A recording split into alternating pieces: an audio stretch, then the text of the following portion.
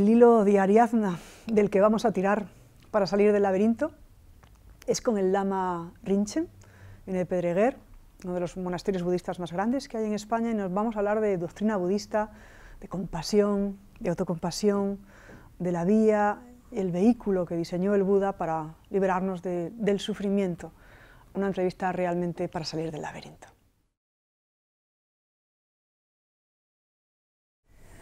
Pues muchísimas gracias por aceptar nuestra invitación. Muy contento de estar aquí contigo. Vamos a empezar por el linaje, de donde son sus raíces, ¿no? Usted tiene el título de, lo voy a pronunciar mal, seguramente Vajra Acharya, o maestro tántrico, que le dio su maestro raíz, su santidad, Sakya Trishing. Entonces me gustaría conocer ese linaje y de la próxima visita de Sakya Trishing o su santidad aquí a España. Pues muy bien. Tengo el título de Vajracharya, maestro tántrico, pero es solo en nombre, ¿no? En realidad tengo las cualificaciones básicas y el respaldo generoso de su santidad, pero no tengo ninguna realización, don, poder especial. Entonces, en tiempos de guerra, escogen al soldado más, un poquito audaz, ¿no? Y lo hacen capitán, ¿no? Por la necesidad del tiempo. Entonces, su santidad, viendo que España estaba interesada, ¿no?, en el budismo, en el camino del Vajrayana, me manda aquí como, diríamos, un embajador, ¿no?, para introducir el budismo, el camino Vajrayana, y servir como un puente para los grandes maestros tibetanos, ¿no? Y ahora justo estoy cumpliendo esa función porque estamos preparando la visita de su santidad Sakya Trishing, que viene aquí en gira por España y por Europa, empezando en Madrid, es el 21 y 22 de mayo, ¿no? Entonces, la tradición Sakya, a la que pertenezco, es una de las 4 principales del budismo tibetano, que tiene muchos siglos de antigüedad, ¿no? ¿Qué supone la visita en un mundo en este momento con tanta convulsión y tanta violencia de su santidad aquí a España? En definitiva, ¿cuál es la función de estos hombres santos? Para ser honesto, a mí me sorprendió cuando empecé a viajar a la India y Nepal y ver que todas las personas corrían detrás de los maestros, como si fueran un cantante de rock en un escenario, ¿no? Casi un culto a la personalidad. Y yo, como no tengo esa inclinación devocional, fue una sorpresa. Pero después, con el tiempo, logré apreciar. Hay algo muy importante detrás de ello. Nosotros nos acercamos a estos grandes maestros porque queremos creer. Queremos creer que otro mundo es posible, ¿no? Que si yo me porto bien, yo soy buena persona, ¿no?, voy a poder ser feliz, ¿no?, voy a poder sobrevivir en este mundo tan hostil, ¿no? Entonces, esos maestros, sin decir una palabra, con su mera presencia, encarnan el resultado que nosotros buscamos. Entonces, conectándonos a ellos, desarrollamos esa fe en nuestro propio potencial, ¿no? Alguien lo ha hecho, yo también lo puedo hacer. El Dalai Lama recomienda no cambiar de tradición, ¿no? Y nos estamos encontrando con el fenómeno en Occidente, que cada vez más personas quieren tomar refugio en el budismo, ¿no?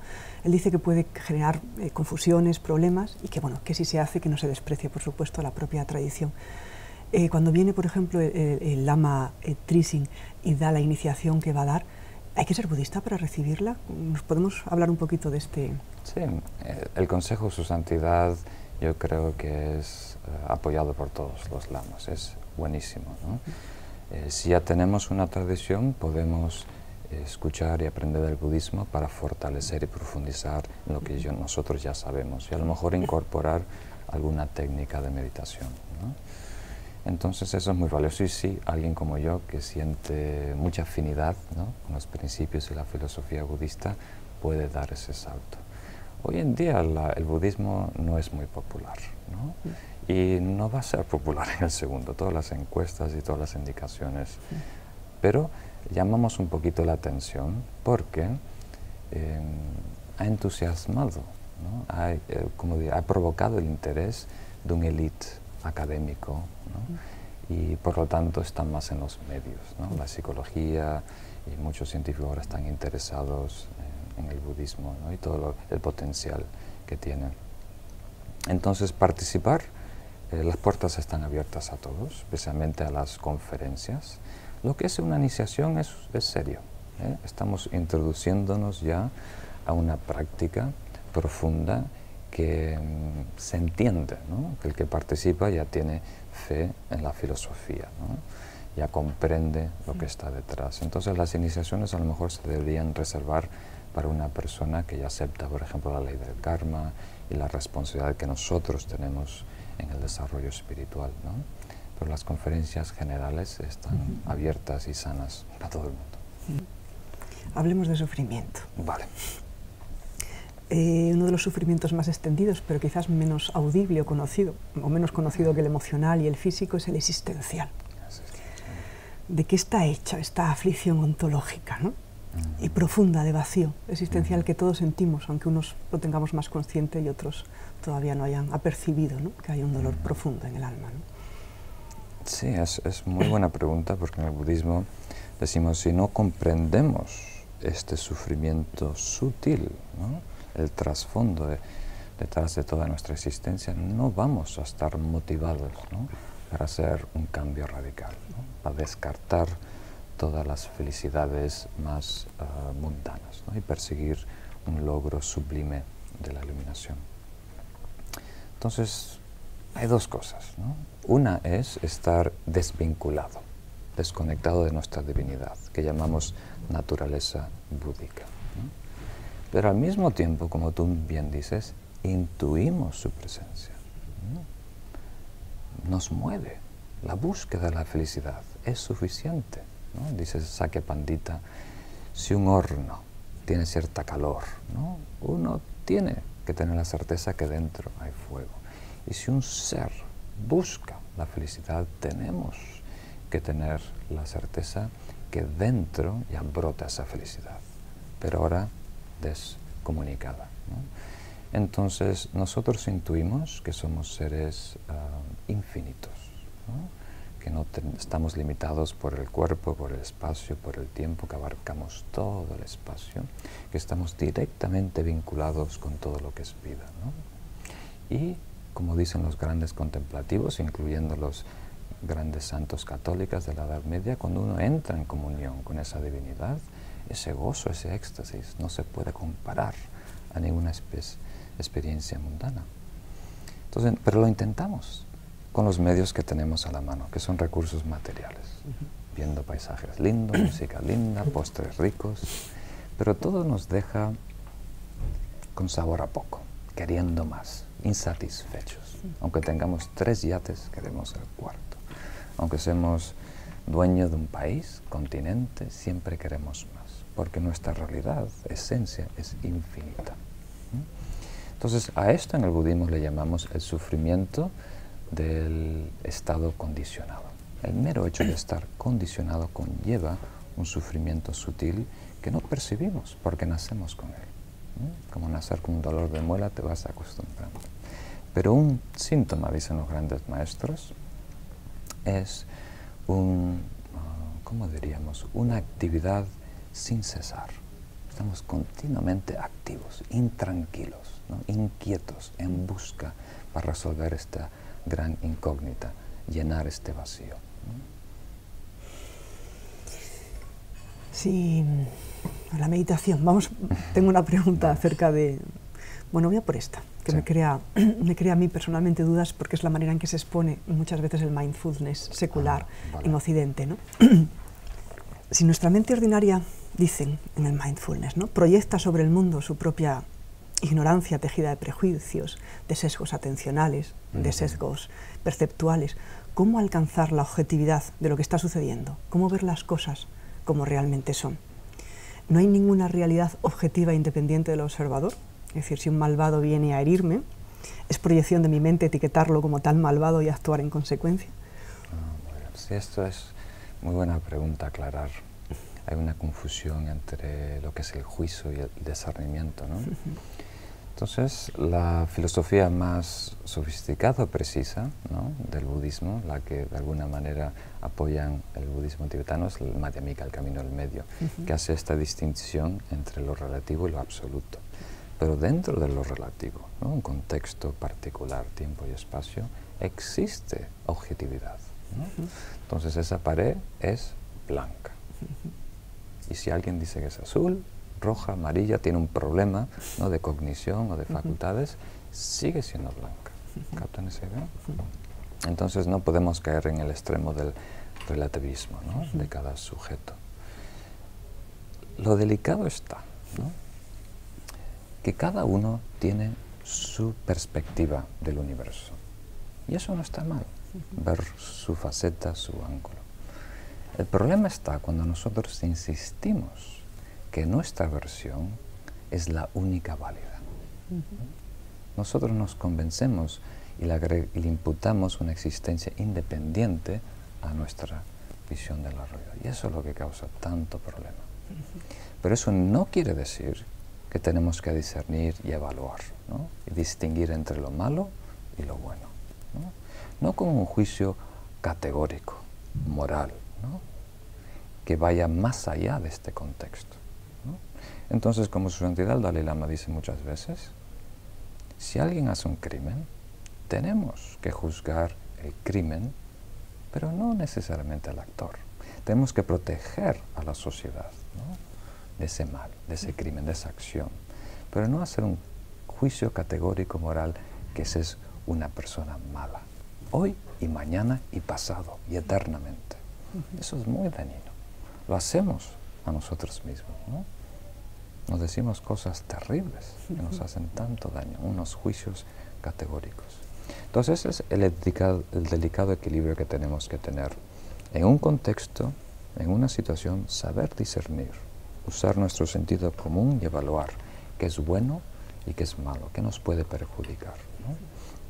Pero saber que no es un juicio absoluto. Si le agregamos ese tono de absoluta exclusividad, ahí creamos muchos problemas. Entonces, ¿cómo la meditación nos puede ayudar a ese equilibrio entre esa subjetividad y esa objetividad, ¿no? Ese aprender a ver las cosas como realmente son en su profundidad, tanto en el espacio como en el tiempo, ¿no? ¿Por qué la meditación nos ayuda? La meditación en el budismo es un vehículo, una manera de transformarnos, ¿no? Y tiene tres, yo diría, objetivos principales, ¿no? Cultivar virtud, cultivar un estado meditativo y cultivar sabiduría. A lo mejor en este contexto lo que nos más interesa es la sabiduría. Entonces, en tibetano se usa la palabra gom, que es habituarse, ¿no?, familiarizarse con un estado, ¿no? Entonces es un proceso en donde vamos, como diríamos, acostumbrando a la verdad que ya sabemos intelectualmente. Porque no es suficiente saber sobre el amor, haber escuchado la palabra o entender que otras personas sufren. Hay que de alguna manera asimilarlo. Y ese es un proceso que lleva tiempo, ¿no? Entonces, a medida que adiestramos nuestra mente, vamos a estar más libres de factores externos. La iluminación es eso, la libertad completa, ¿no? Libre de circunstancias externas, libre de lo que transcurre dentro de la mente, de los patrones habituales dentro de nosotros, para poder discernir con claridad cuál es la mejor opción. Vale, voy a buscar una frase que usted dice, a ver si la encuentro.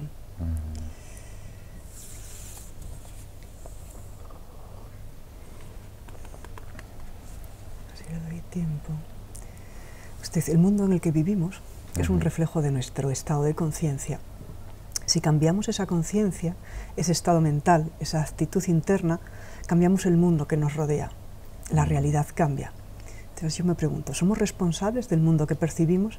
La violencia que recorre el mundo, en miríadas de conflictos, entre ellas la del Tíbet, ¿cambia si nosotros miramos con esa mirada, con esa compasión y esa sabiduría que se van cultivando las raíces de ese mal? ¿No hay un lugar para el combate en el mundo? Sí, es difícil explicarlo en poco tiempo. Nosotros y nuestra visión, percepción espiritual, de alguna manera define la realidad que habitamos. Y cuando empezamos a jugar un juego con ciertas leyes, ¿no?, es como firmar un contrato, ¿no? Si tú entras en relación con una persona y te casas, firmas un contrato, ¿no? Si tú bajas una aplicación de la web, firmas un contrato, que nadie lo lee, pero está ahí, ¿no? Si tú empiezas a jugar una partida de póker con unas amigas, firmas un contrato. Pones una ficha y estás firmando un contrato que si aparece el as vale más que el rey. Es algo totalmente inventado, pero ahora es lo que es lo que vale. Entonces, una vez que nosotros, ¿no?, aceptamos ciertas reglas del juego, ¿no?, entonces tenemos que sufrir sus consecuencias. Pero si nosotros tenemos la libertad, ¿no?, de evaluar y definir las cosas libremente, algo que normalmente se considera un trastorno, algo triste, doloroso, no tiene por qué serlo, ¿no? Por ejemplo, la muerte, ¿no? Una experiencia muy conmovedora para mí fue la muerte de uno de mis maestros, Khenchen Abe Rinpoche, hace unos años. Es un maestro muy respetado, maestro de su santidad Sacred Treasure, ¿no?, en donde tenía cáncer de tórax, ¿no?, y ya no se podía mejorar. Y llegó a un punto que su cuerpo estaba muy deteriorado. Y pensó él mismo, nosotros lo sabemos más tarde, pero en ese entonces pensó, estoy molestando a estas dos personas, ¿no?, que me están cuidando, no estoy beneficiando realmente a nadie, es tiempo de irse, ¿no? El cuerpo se va a ir dentro de poco de todas formas. Entonces eligió un día auspicioso, astrológicamente, ¿no?, para morir, ¿no? Y preparó todo, reunió a sus discípulos más íntimos, le dijo, ustedes 5 hacen este ritual, aquí el dinero para las flores y las ofrendas, ¿no? Mi biblioteca se la regalo a ti, mi ropa a ti, este cuadro a ti, vosotros hacéis este otro ritual por 7 días en tal sitio, ¿no? Esta casa la vendéis y la regaláis el dinero al monasterio. Limpió, dejó todo organizado, ¿no? Y cuando llegó el día, ¿no?, dijo, cierren la puerta de mi habitación, no me molesten por 72 horas, avísalen a su santidad Sacred Treasure, y después abran la puerta y quemen el cuerpo, ¿no? Y en ese proceso, ¿no?, él logró tener cierta maestría sobre la muerte, ¿no?, inspirar a otros, ¿no? Entonces logró exitosamente expulsar su conciencia y todo su entorno fue favorecido, ¿no? Todos fueron inspirados a practicar, ¿no?, a dedicar más energía a la transformación del ser, ¿no? Entonces, algo que normalmente aplasta, hunde, ¿no?, a una familia, a una comunidad, en ese entonces fue algo a festejar, ¿no? Me recuerda eso a una frase también del Dalai Lama que dice, como quieras morir es como has de vivir, ¿no? Si quieres tener una muerte en paz, una muerte luminosa, una muerte que sea ejemplo, has de vivir ya en esta vida. Sí.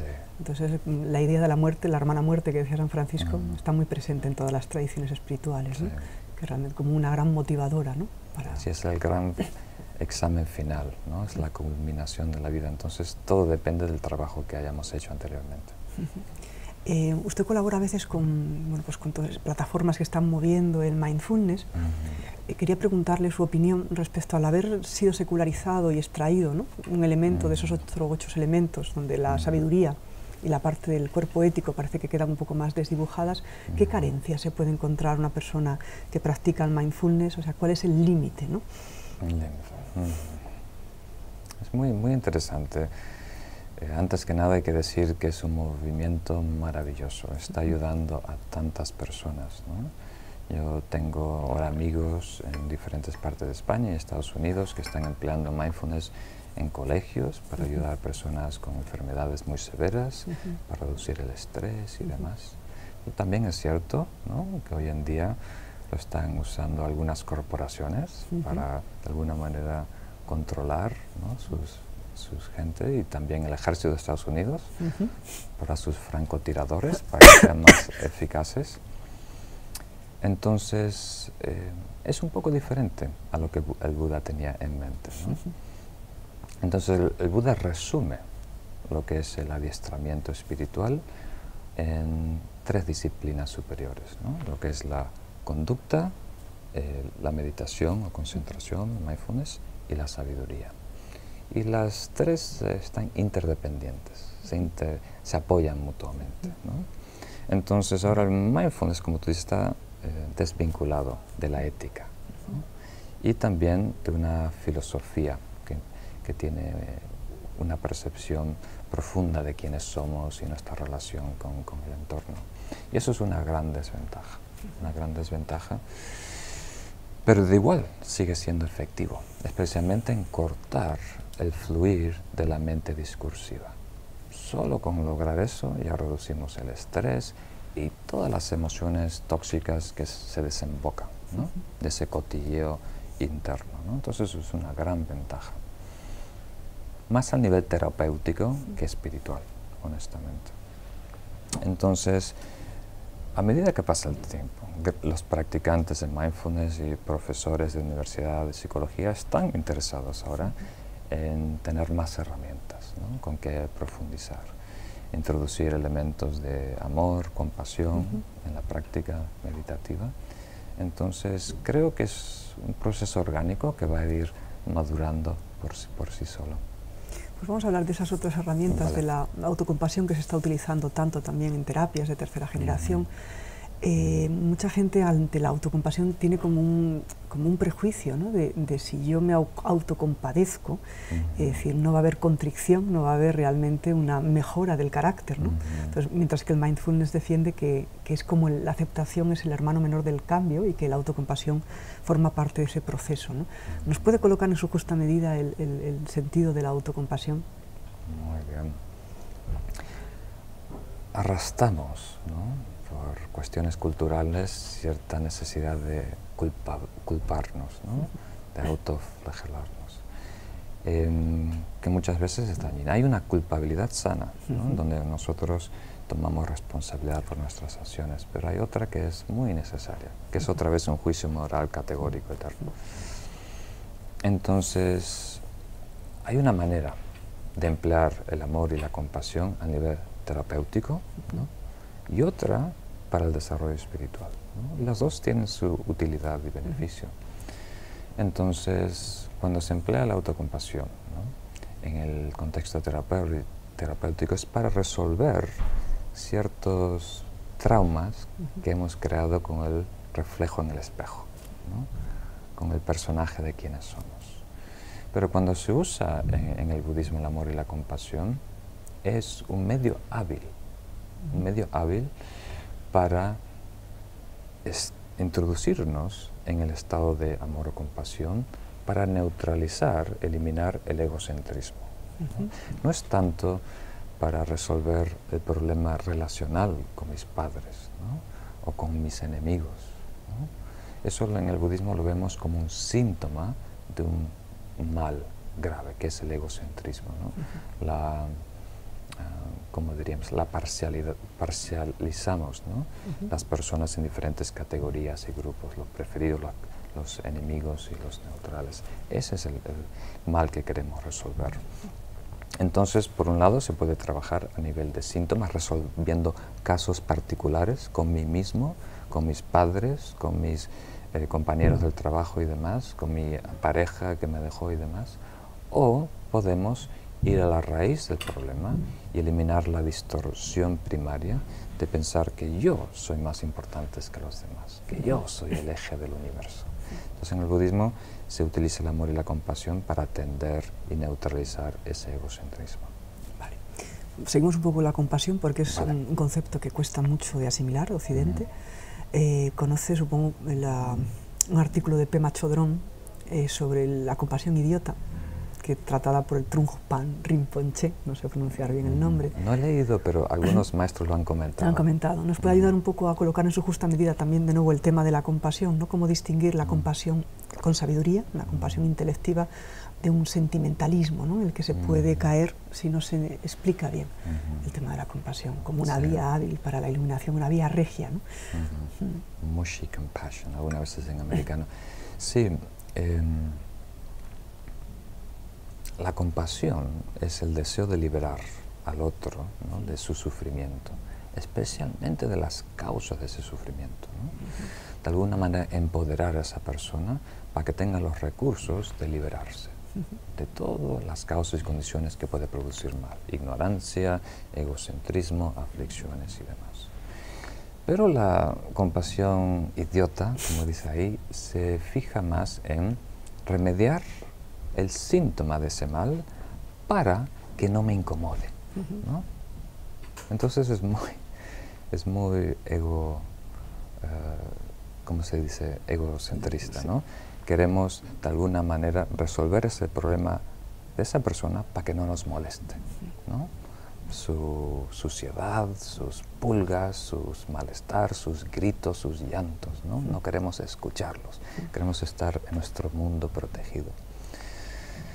Es mejor que hacer nada, pero no es realmente algo sano espiritual que atiende las causas de la situación, ¿no? Entonces, para que la compasión sea genuina, tiene que estar respaldada de la sabiduría, que comprende todo lo que llevó a esa persona a sufrir, ¿no? Y trata de a largo plazo remediar la situación, no desde afuera, sino empoderando otra vez a esa persona con los recursos para que ella misma se libere de esos males.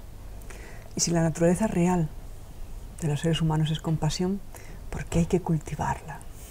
Es muy interesante, ¿no? Sí, la naturaleza es amor, compasión, alegría, ecuanimidad, ¿no? Entonces estamos desarrollando prácticas, ¿no?, de meditación, de amor, de compasión, para desaprender, ¿no?, algo que hemos agregado, impuesto sobre la naturaleza, ¿no? En algunas tradiciones budistas, la práctica de metta, de amor, se describe como romper barreras, ¿no?, queriendo decir que fluye, ¿no?, un vínculo, un afecto, una empatía natural entre todo lo que es vida, pero está temporariamente interrumpida, bloqueada por una muralla que hemos construido, ¿no? Y es muy difícil detectar, ¿no? Por ejemplo, a mis estudiantes les doy la idea de cuando vemos a la Tierra a través de una imagen, ¿no?, desde la Luna, no hay fronteras. La única estructura humana es la muralla de la China, ¿no?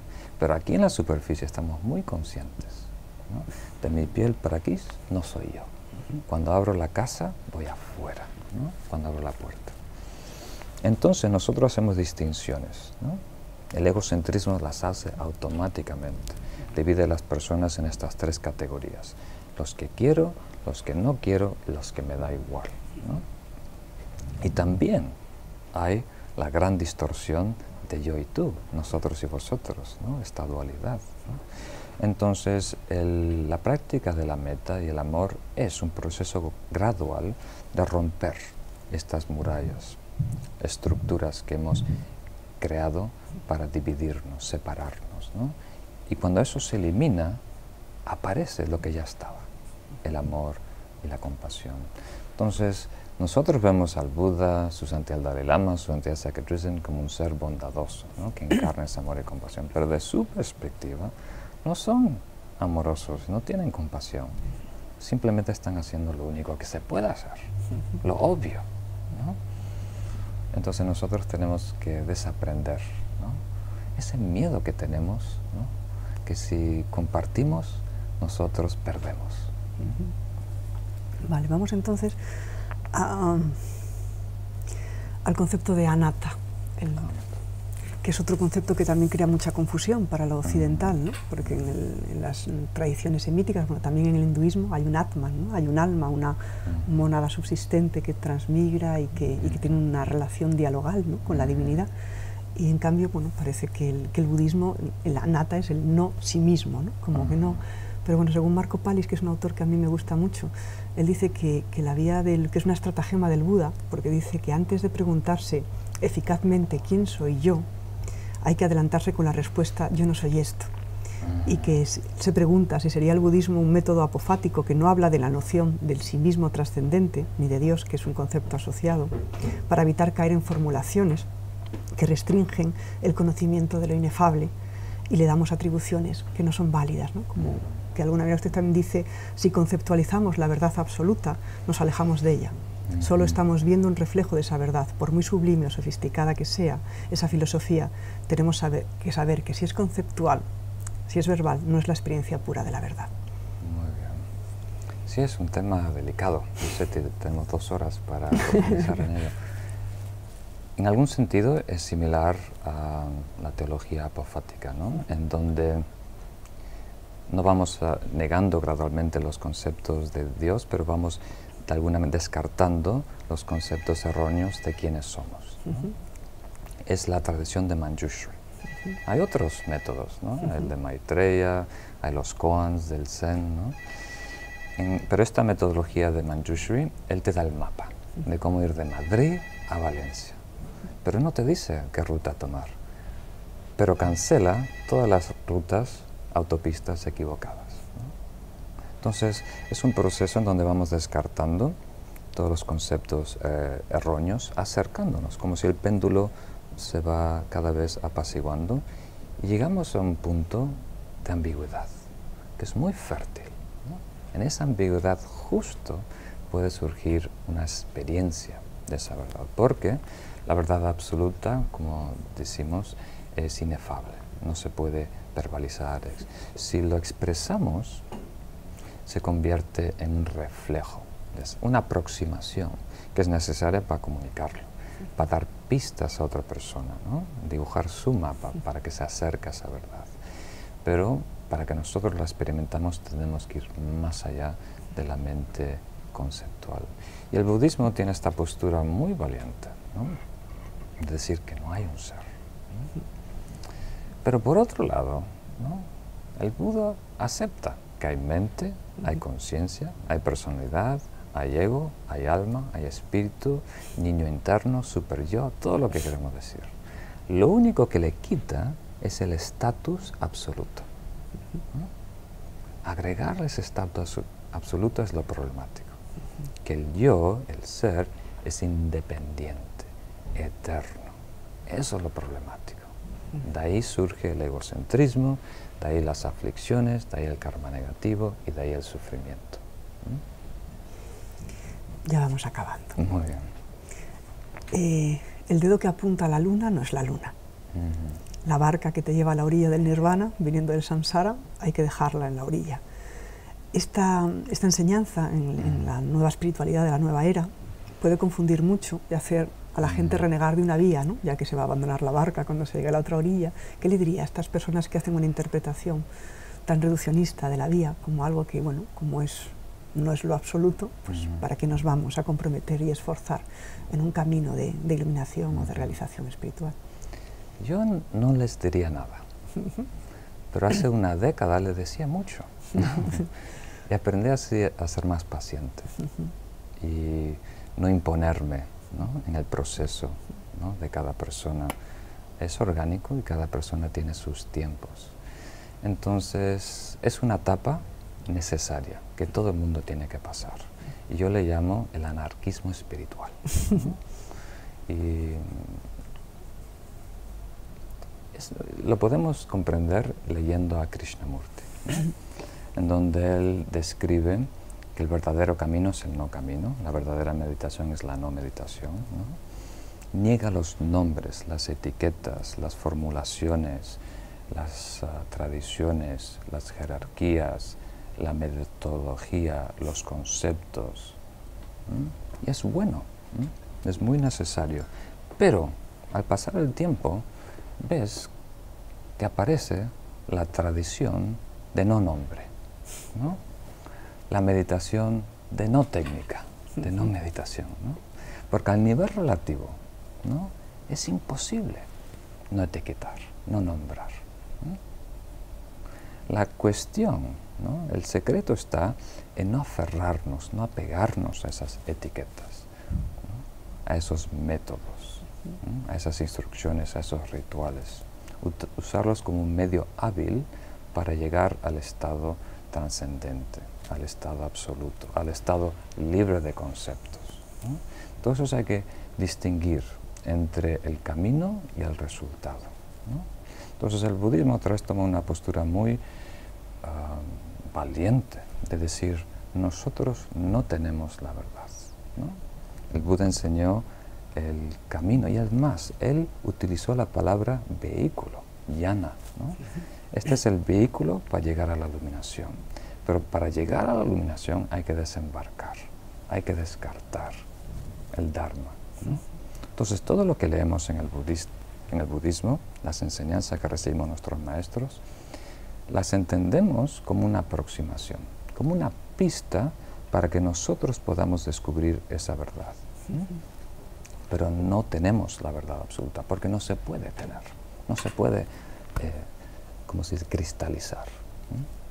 Entonces, para las personas que están en esta fase, que es reaccionaria, tratando de descartar la ortodoxia, yo les diría que inviertan un tiempo en investigar y que quieran ser más que nada efectivos, que quieren logros, que quieran de alguna manera transformarse, un camino, un desarrollo que sea pragmático. Y esa es la razón por la que yo me enteré principalmente en el budismo. Aunque hay muchas variantes, muchas posibilidades, temporariamente tenemos que emplear caminos, técnicas y rituales. El ritual es un problema muy grande para este tipo de mentalidad, que de acuerdo a Ken Wilber, no sé si has leído, es la fase verde, la fase de la mente, la conciencia individual. Y esto me costó a mí, porque yo no soy devocional, no soy ritualista, estaba también peleando la ortodoxia, pero después tuve un maestro que fue muy paciente, y poco a poco me explicó. Si tú vas por la calle, te encuentras con un viejo amigo, 5 años que no le ves, ¿qué haces? ¿Lo saludas? ¿Lo abrazas? Eso es un ritual en la sociedad, pero sin ese gesto no podemos comunicar los sentimientos del alma. Pero a la vez hay rituales que son formas, hay fe que es ciega, y eso es dañino, eso nos perjudica, nos causa mucho daño. Entonces hay que hacer esa distinción. Entonces en el Zen hay un poema muy breve que me encanta, dice: primero se ve la montaña, después no se ve la montaña, y después aparece la montaña. Esa tercera fase es muy importante, la montaña trascendental, que está pero no está. Muy bien. Pues vamos a hablar ya solo de su proyecto de Instituto Paramita, que nos cuente un poquito cuál es su misión en el mundo, su función, para que los espectadores conozcan un poquito, si quieren saber más. Pues Instituto Paramita surgió por la petición de muchas personas que no podían acudir al centro que tenemos en Pedreguer, en Alicante, por distancia, por estar en otros países, por dificultad en el trabajo, hijos y demás. Entonces los cursos que vamos dando allí, ahora los proyectamos, para que todas las personas tengan acceso de la comodidad de su hogar. Y en el futuro lo vamos a desarrollar como el brazo educativo de la Fundación Sakya, y desarrollar programas para que las personas tengan acceso a los estudios superiores, de los monjes tibetanos en las universidades monásticas. Porque el budismo se trata de desarrollar una conciencia, una fe que se basa en el aprendizaje y en la contemplación. Entonces, hay que aprovechar los recursos modernos y hacer accesible las enseñanzas del Buda, proyectar el Dharma. Entonces hoy, todas las personas que lo quieran visitar está en paramita.org. Pues muchísimas gracias por venir a enseñarnos. Muchas gracias. Gracias. Preguntas muy, muy lindas. Estoy muy contento de aquí. Si tuviéramos un mes, podríamos hacer un libro. Encantada. Nos lo planteamos. Vale.